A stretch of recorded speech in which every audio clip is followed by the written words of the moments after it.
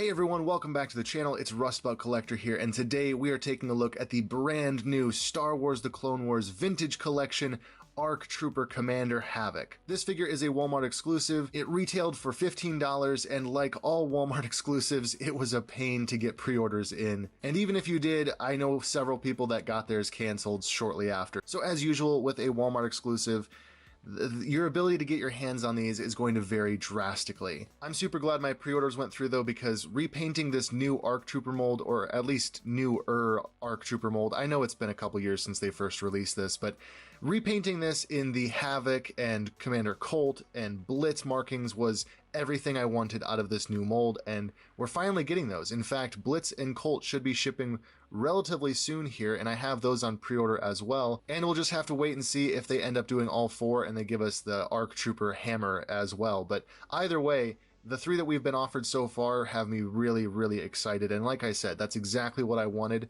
when they first revealed this new ARC Trooper mold. Now, like I said, these are from Walmart, and wouldn't you know it, I got these shipped to me just like this in a bubble mailer, and surprisingly, they're not too badly damaged, though this one is a little bit more warped, so this is the one I will be opening, and this is the one I will be keeping in my carded collection. Normally, I'm not one to keep a figure on card. I really like my figures loose and on a shelf and able to be posed around and such. But when it's as iconic as Rancor Battalion and we're getting the rest of the team members, so having, you know, the three of them or hopefully four of them all lined up in a row, all carded, looking beautiful, that's the type of release that really makes me want to keep at least one copy carded. I'm also just now realizing that this one has a lot of separation with the bubble, so this is the perfect candidate to open regardless. Now, as for the packaging, it's pretty standard for the vintage collection.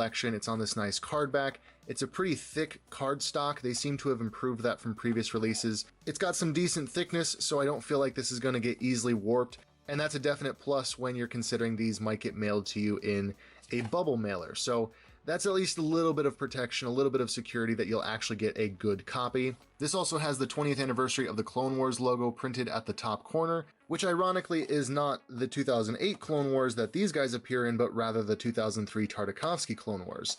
Either way, I'm excited to get Clone Wars characters from either franchise. I like the artwork that they've chosen here, though I do find it interesting that they chose an animated look rather than doing a fully realistic style like they did with ARC Trooper Jesse and Echo and Fives. Not really sure why this is animated, but you know what, hey, personally, for the sake of consistency, I would have appreciated them doing a realistic version of Havoc. They already kind of have a good base to work off of with this figure, since this is translated into a more realistic style. That would have been nice for consistency to go along with Echo and Jesse and Fives and the Battlefront ARC Troopers as well. However, this is a nice image of Havoc, so it's not a terrible card back. It's just a little bit inconsistent with some of their previous designs for Vintage Collection clones. And one thing really quick before I open this packaging up, this figure seems to have two variations, one with its packaging and one with its head sculpt, which we will talk about later. The packaging variation is pretty simple, it's just that some of them are packed with Havoc's helmet on, and then most of them seem to be showing up with the helmet packed off. So if you get them, you'll most likely get this version you see here, but some have shown up with a different, I guess, shape of bubble where that helmet is actually just on the figure. For display purposes though, if you're going to have this on card, it's definitely preferred to have the helmet off, especially because we have some unique facial hair here on Havoc. But anyways, without further ado, let's get this packaging open.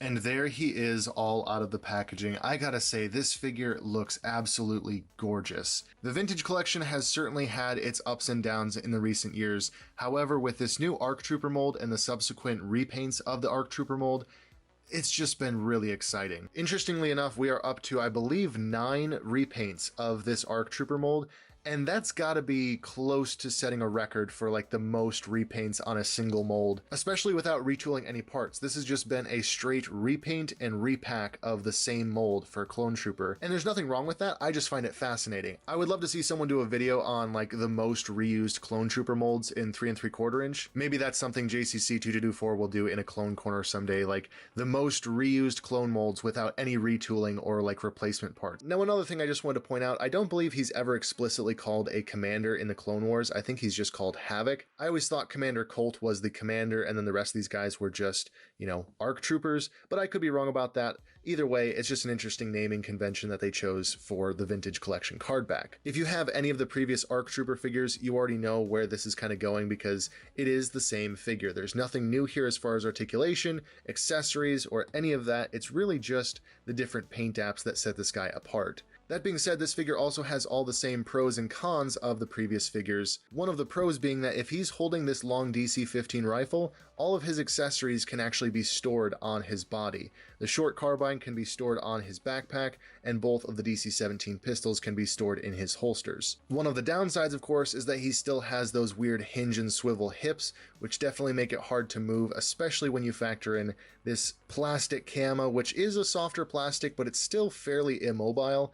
So with those weird hips that you gotta kind of like position to get them to move the right way, it definitely has some drawbacks in terms of articulation in the hip region. Despite those limitations though, you can still get him into some pretty dynamic poses. And overall, this is just a welcome upgrade to the clone troopers that we had been getting in the Vintage Collection. But maybe this is your first ARC Trooper in the Vintage Collection scale, so let's go over everything, accessories, details, articulation, and all that good stuff, just so that we can cover all those bases. First up, we have the long DC-15 carbine. This is pretty standard. It's cast in a much softer plastic than I would prefer.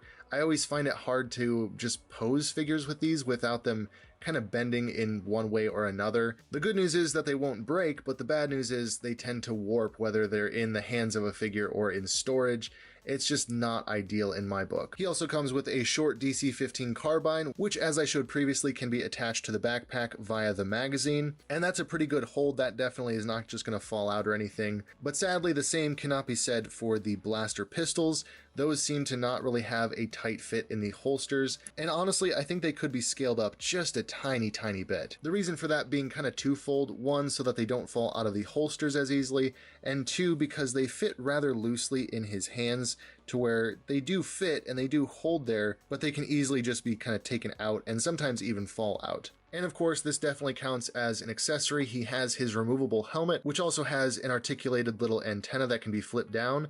You can take that helmet off, revealing this really wonderful updated Tamora Morrison head sculpt, this time with some very interesting paint apps for some facial hair. He's definitely got longer sideburns and that goatee that we haven't seen before on a clone head. Now really quick, let's talk about that, because in the Clone Wars we never see Havoc take off his helmet. In fact, the only one of the ARC Troopers that does is Commander Colt, which I guess it's really not by his choice. He gets knocked off by Asajj Ventress in that whole scene. But anyways, we never see Havoc without his helmet. However, there is another clone in the Clone Wars named Havoc who we do see without a helmet, and that is Havoc from the Tango Company. And this is pretty much identical to his facial hair, so I'm wondering if one of the designers or someone over at Hasbro looked up Havoc in the Clone Wars database, in Google Images maybe, who knows, saw this picture and thought, oh, that must be the same guy, and slapped that paint on this trooper. But I gotta say, even if that is the case, I'm really not mad. It adds a really nice air of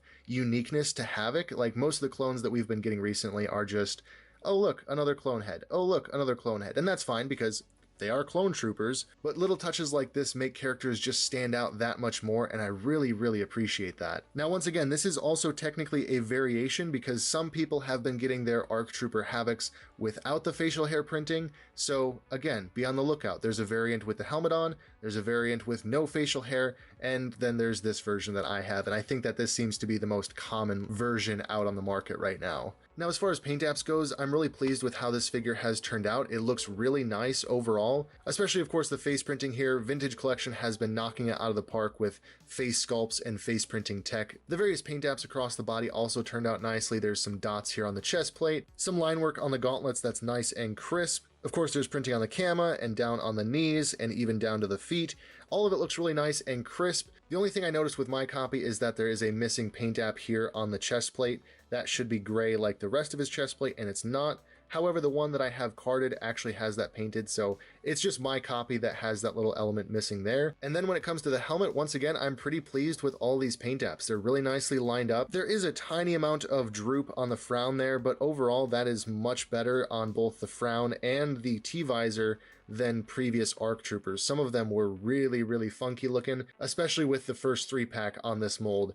those visors were really, really bad. So I would say as a whole, despite the little misprints and things like that, this is a really solid vintage collection release and one that I'm very happy to add to the collection. The articulation on this figure is also really solid. He has the dumbbell joint at the neck, which gives him side to side, forward, and back. Even with the helmet on, there is still a lot of posability and range, which gives you some really nice expression for the character. The shoulders are hinge and swivel, but they are going to run into the shoulder pauldron, so it's a little bit limited there, but you can get them out to 90, and he has single jointed elbows that also crunch into just under 90. Another thing I really appreciate about this mold is that both hands are hinge and swivel with an up and down joint, so you can really get some nice posing with that, especially if you're posing him with his dual DC-17 pistols. At the abdomen, there's a ball joint giving you a good range of motion there. Once again, the hips are on that hinge and swivel with the thigh swivel, so you kind of got to get that joint just right before you can actually move the legs forward. That can be a real pain, and I would much prefer if these were ball joint hips instead.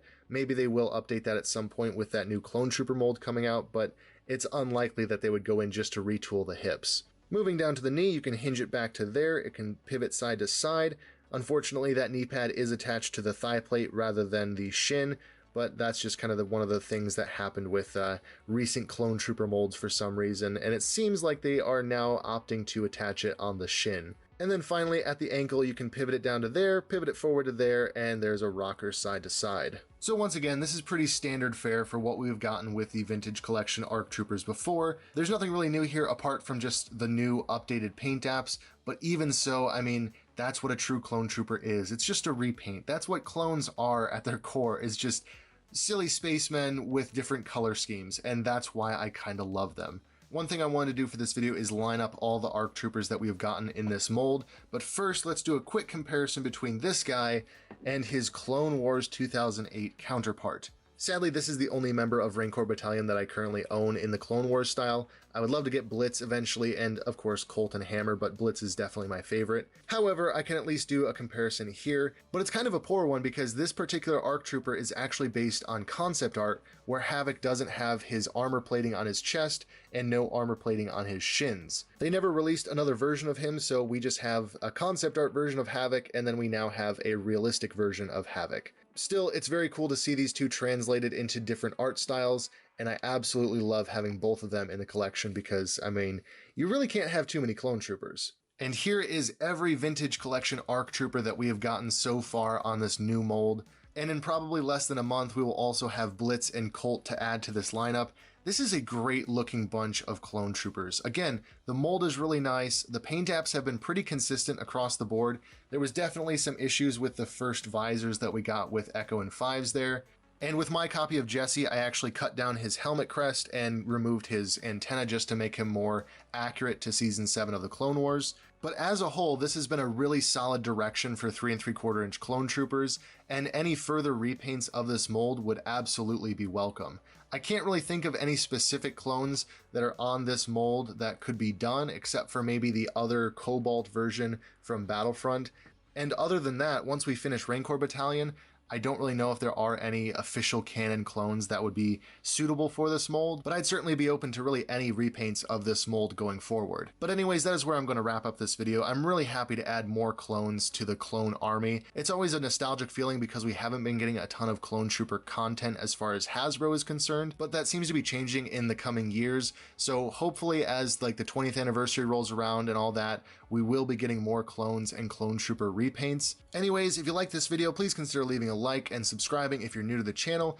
There's a link down in the description to my Instagram where I post toy photography and other toy related news and content. But thank you all so much for watching. If you made it this far in the video, have a wonderful evening, noon, or night, depending on when you're watching this video, of course. And as always, I will catch you all in the next video.